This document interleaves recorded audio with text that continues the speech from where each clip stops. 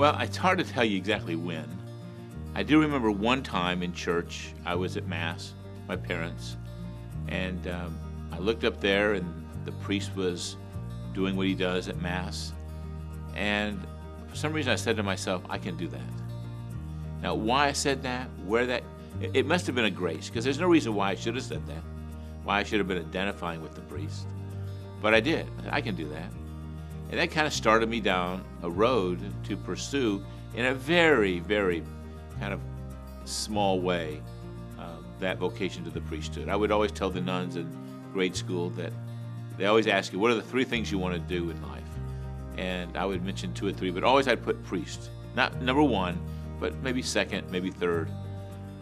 I also found out that got me special privileges with the sisters. You know, I could hang back and come late to Stations of the Cross, I'd clean the chalkboards and get a little special attention. But it was genuine. I was really thinking about it.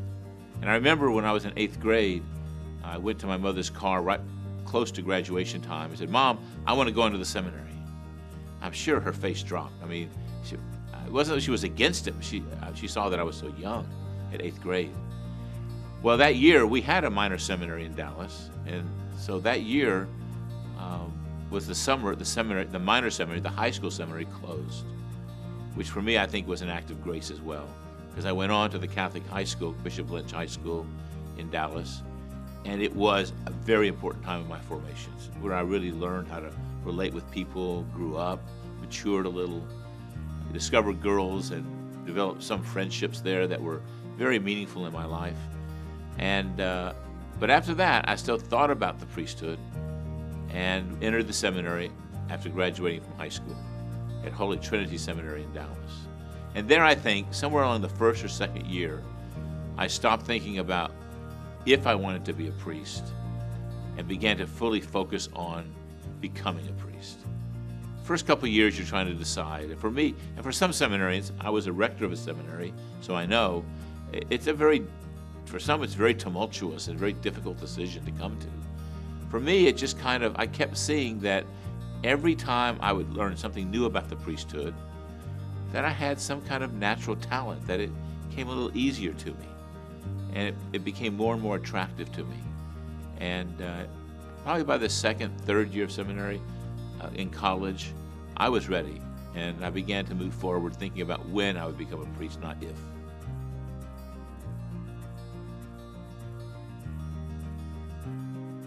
Faith was at the center of everything we did. Not always very overt, but, you know, we knew that we went to Mass every Sunday. There was no doubt. We went to Catholic schools. My parents made the sacrifice to send us all through Catholic schools, through high school. We always, of course, every Christmas, we had the manger scene. You know, we had little holy water fonts in the house, crucifix in every room.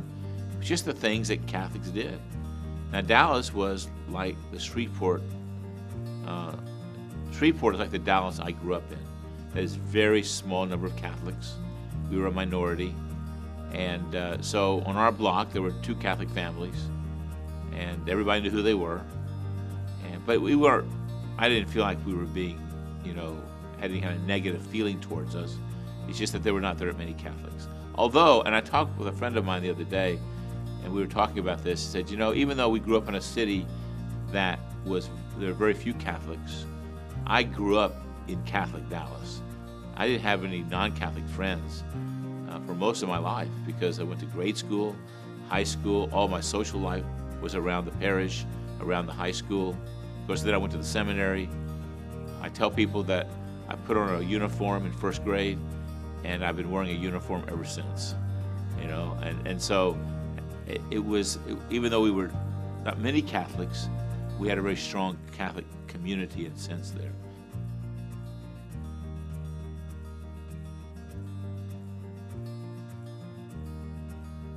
And my parents were very supportive of my vocation, although they were also very kind of hands-off. They said, if this is what you want to do, fine, we're behind you. If you want to stop at any time, we're behind you. It was only when I was actually being the day or the time of my actual ordination that I got the full kind of joy they had for me becoming a priest, my mother especially. My dad, too, was very proud. But they kind of held back so they wouldn't influence me.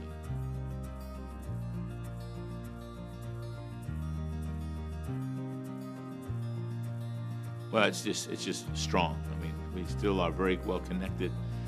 You know, my parents died both of them were gone like a couple years ago. It's getting harder now to get together. They were on kind of a gathering point.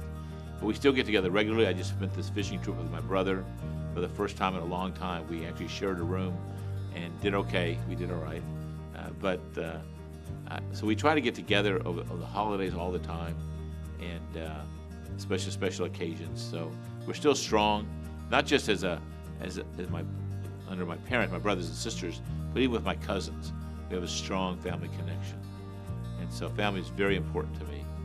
And I think I approach pastoral ministry with that image as well, that we are one family.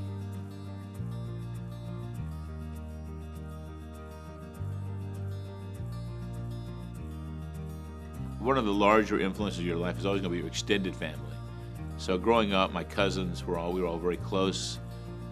We oftentimes would visit at Christmas, on Sunday, visit families, and so we were very close.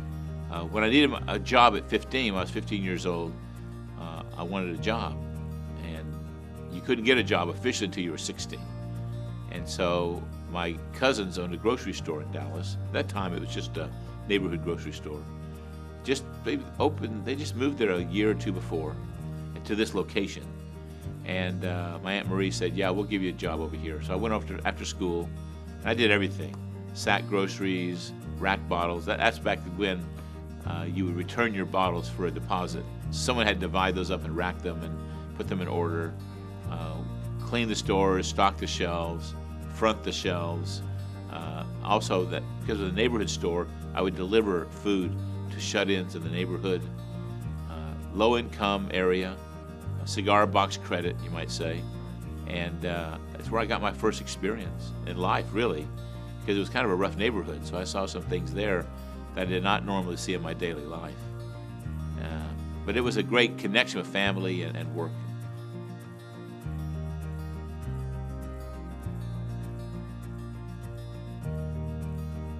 You know, I think it was just something that you care for those in need. It wasn't even talked about. It was just you did it. It was just part of what you expected to do. And I often see the way that they dealt with the neighborhood. Interesting, that store, which has been there now over 50 years, but in the time when it was a much rougher neighborhood, was never robbed at gunpoint. They had a couple of people come in and grab some cigarettes and run, but never was robbed at gunpoint. And I think it's because they were part of the community. They hired from the community. People were working there that lived there. In fact, still do. Have a very diverse workforce there.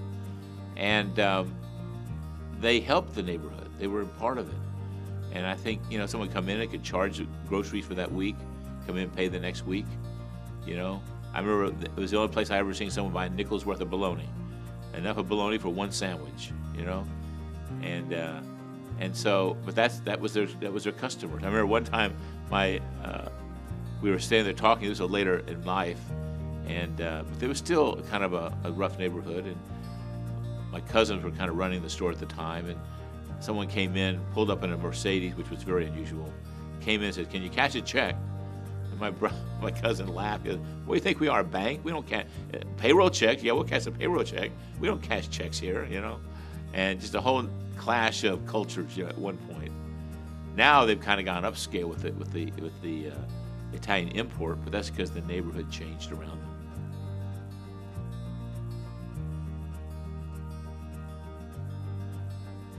I don't do them as much as I like, but I do like to fish. That's very relaxing to me. Just fishing is enough.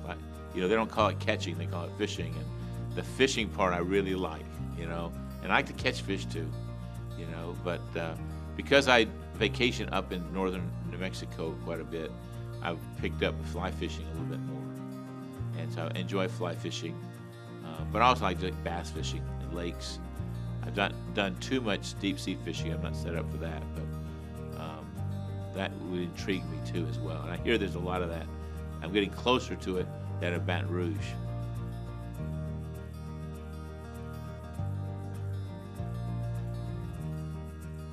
Well, I like to watch movies from time to time. For a while there, I got hooked on the Turner Classic Channel and was watching a lot of old movies, just kind of enraptured by the dialogue, and lack of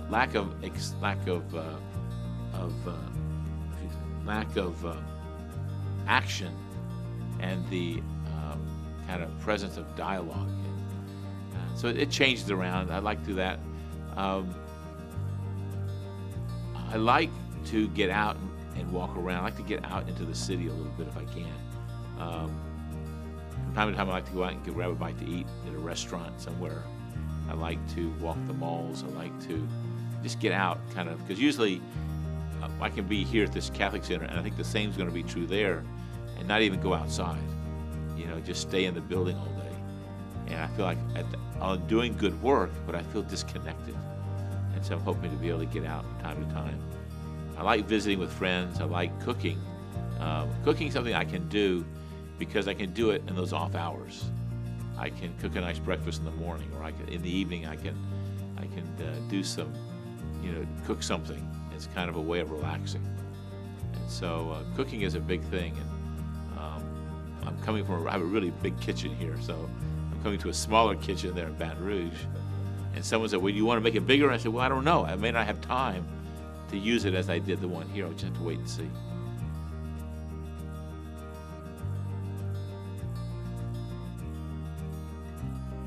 Well, here's the thing about my cooking. I don't really cook for anybody else. I cook for myself pretty much. And I don't cook too much from recipes. Most of what I cook are simple things like different pasta dishes and things. Now, what you refer to the fact that I make sausage, and when I was in Dallas, and I did it here, I don't think I'm going to be able to do it in Baton Rouge, but I use it as a fundraiser. And so I began, and it used to be I would go to someone's house and make Italian sausage at their house. And they would maybe prepare a little pasta or something to go along with the evening. But all I promised to do was make the sausage. In Shreveport, I began to invite people over to my house to make a lesser amount of sausage, but then I would serve them a meal. That's when I found out how hard it is. In fact, at that moment, I began to become unbelievably grateful for all the dinners I've had from families and my mother that was able to put a dinner on the table in order, hot, and then be present to the guests while they were preparing that meal. Okay, I'm just amazed at what cooks do in the home, and it's hard. It's not easy to do that. When I eat for myself, it doesn't matter. And so I learned how difficult it is to plan a meal, set the table, get everything in order, have everything come out on time, have everything come out hot. So what I usually end up cooking is like an Italian red, or I'll make some pesto. I'll make a pesto pasta. The one pasta I love the most is pasta carbonara, but I haven't perfected it enough to be able to do it for a large group. It's a very tricky pasta.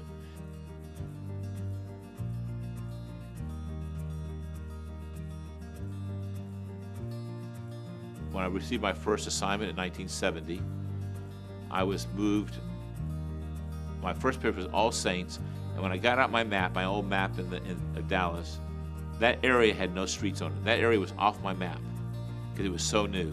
And it was a huge housing development, an area of Dallas that was being built up for, I would say it this way, the Yankees, the people from the north that were coming down in droves from Kodak and Frito-Lay and other companies that were coming down to corporate headquarters that had been established in Dallas, mainly because of the new airport, the DFW airport. And so there was a huge number of people coming from the east, mostly Anglo. I call them Yankee Catholics, okay? But then at the same time, the immigration from the south came up. And so Dallas at that time was probably about 5-10% Catholic. Now the Diocese of Dallas has over 1 million Catholics. And a combination of these people that are continuing to move there from Catholic areas of the country for jobs, and the Hispanic population that continues to refresh itself from the south. And so, yes, in my life as a priest, it was a very big part of the church in Dallas. Now, but strangely in my life, what happened was that I got assigned to parishes. It was right at the edge of that there was no Spanish-speaking masses in those parishes, no Spanish-speaking people in those areas. And so at that time, I didn't have a need to learn Spanish very well. Some young men, my brother's priest, got assigned to parishes where there was a higher concentration, and they learned Spanish. I did not learn it very well. I know how to speak Spanish. I can say Mass in Spanish. I can compose, if I have time, a sermon, or I can easily give a sermon that's been prepared for me. But I have a hard time speaking spontaneously in Spanish. But I have a love for the Hispanic people, and I really want them to feel a part, and I want to do the best I can to make them feel a part of our diocese.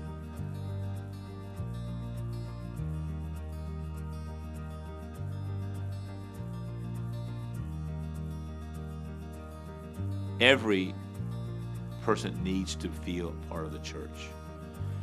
One of the unique aspects of the Hispanic community is that they continue to refresh themselves. That is, when the Italians came over, they came over in a wave, then it kind of stopped.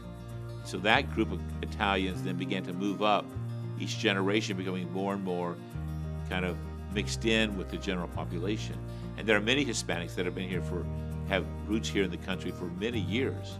And they've very much blended into the larger culture of the United States. But we have new arrivals all the time. So there's always a part of that community that doesn't speak the language well. And where many of the other groups do speak English, they don't. So they need a special attention in order that they might connect to the church in the language of their prayer. And that's really key, because we always want to pray in our native language. You get 3 or 4 generations beyond that initial generation, English becomes their primary language. But nevertheless, for people just arriving, they need a connection with the church that appreciates their devotions, the saints that they honor, the traditions they bring with them, they remember from their hometowns, and they need a liturgy they can participate in their language, the sacraments in their language. Otherwise, they become very disconnected from the church. And so it's very important that we add an extra effort there, because the extra effort is language, and provide opportunities for them to connect with the church and feel a part of the church, and for us to welcome them as brothers and sisters in Christ. Now, in this mix, a lot of things get mixed up. You have politics getting mixed up in here, and people's opinions about immigration. But we as Catholics cannot forget that these are members of the body of Christ. These are our brothers and sisters in Christ. And we're really not fully embracing the mission of Jesus until we really have a way of really inviting them in and giving them a place around the table, you might say, but mainly a place where they can connect with Christ, the sacraments, the language that they know.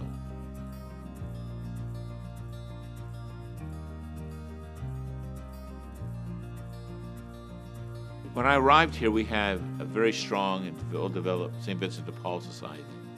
And I think that the bishop before me relied on them to carry out the ministry of the church. But when I got here, I thought we needed a Catholic Charities for a couple of reasons. Number one, I had certain organizations that had started up by good Catholics here in the area. But as they began to age, they began to say, well, who's going to take over this ministry for me? They came to me and said, well, the diocese take this over. And I really had no structures to take it over or kind of help them along. We also, of course, all over South Louisiana, all over Louisiana completely, we have, of course, a lot of emergency and disaster kind of networks. And I had no really organization to kind of connect with them.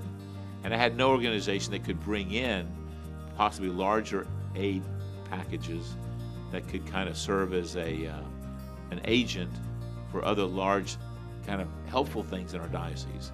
So I saw a need for Catholic Charities, someone that could provide all of that connection. And so we started. Ours is a very small Catholic Charities. We have a handful of locally based outreach programs. We're trying to make sure that we have an office now in Monroe, Louisiana, and one on the far eastern border in Lake Providence. So I'm trying to make it a Dawson-wide Catholic Charities with connection throughout. But we still have a very small set of programs, one of which is an immigration program that reaches out with legal aid to those to make sure they get good advice and good legal counseling. A lot of times those who are immigrants here are treated poorly, get taken advantage of, and we give them on a sliding scale from 0 to a small amount that good legal services they need. And so we try to make it's a very good addition. We're now connecting with other organizations in the area, secular and other churches. We're networking in a larger way. Catholic St. Vincent de Paul is also growing. St. Vincent de Paul now has a national disaster outreach. They're becoming a much more influential group as well. And now I have St. Vincent de Paul and Catholic Charities actually working together, taking on those things they're best at and helping where they're not as good. And so it's been a great thing. Now, I was looking at the Catholic Charities building in Baton Rouge, and I've not really gone into it yet, but it seems like that's a whole nother kind of operation that I have no idea what that's about yet. But I think it's in a whole nother league than what our Catholic Charities is here.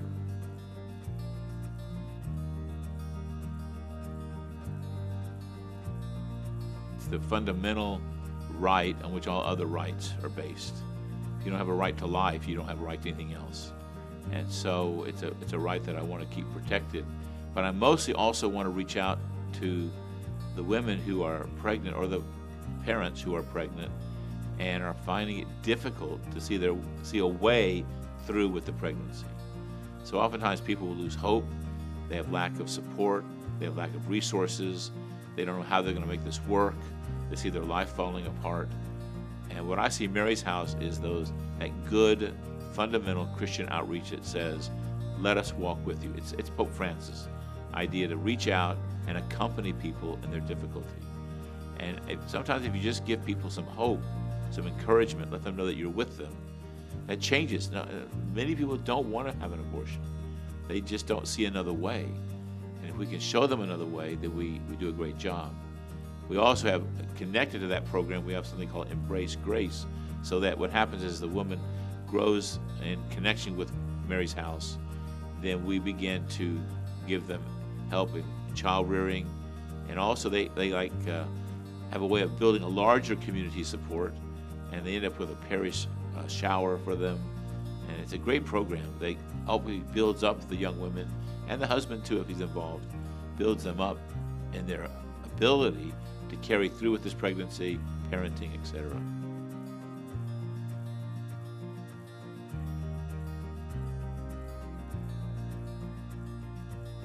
Well, I try to reach out to my priests by listening to them and giving them a chance and opportunity to come and speak to me whenever they want. We have a small diocese here, so anytime anyone comes by, they can knock on the door and come into the office. And so I'm always available for the priests when they come. I try whenever I'm getting ready to make assignments to talk to them beforehand and try to see what their desires are, give them some suggestions, or tell them where I need them and see if we can make things work together. I find if we can get them on board, it makes a much better transition.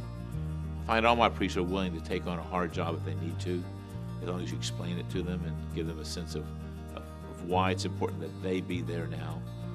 I try to be with them whenever they're, in the hospital, to visit them whenever I'm able to get there as soon as I can, and let them know that I listen to them. So that's really, I think I just try to do it in a more natural kind of way, but hope they feel that I'm approachable. That's what I want them to feel.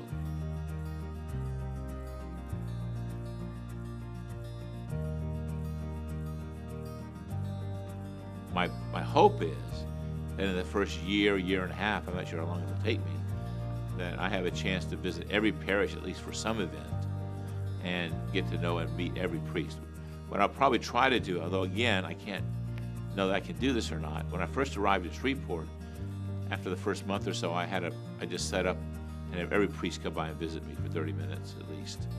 And so over the course of a month and a half, I had encountered every priest in some way or another.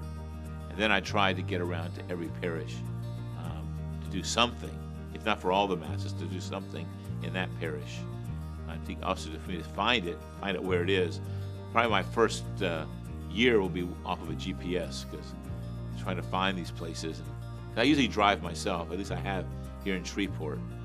So trying to find out where everything is and be there on time will be a major challenge the first year.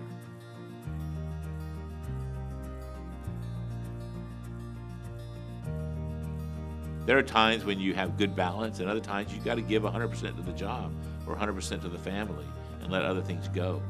And so I think that'll be kind of the way that I start out. I have to tell you that I think a priest's life, a bishop's life, is blessed because when they get home at night, they usually have a quiet home. Okay, maybe they have another priest in the parish or something, but their time is their time.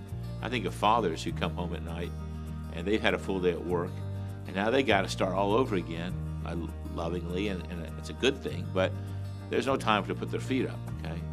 And so I think part of the way I find balance is to capture those times early in the morning and late at night to kind of catch up on prayer and times like that. Usually I like to try in the middle of the day after lunch, take 30 minutes or so to my daytime prayer and just kind of take a breather, especially if I'm going to be working into the evening.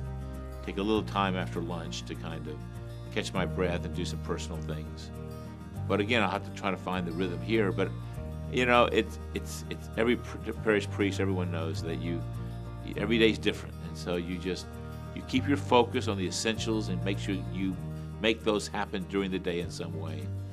And as long as you take time for prayer and being aware of who you are and how you're acting, and make sure the Lord is at the center of your life, then I think everything else kind of falls into place, even though it may look very messy.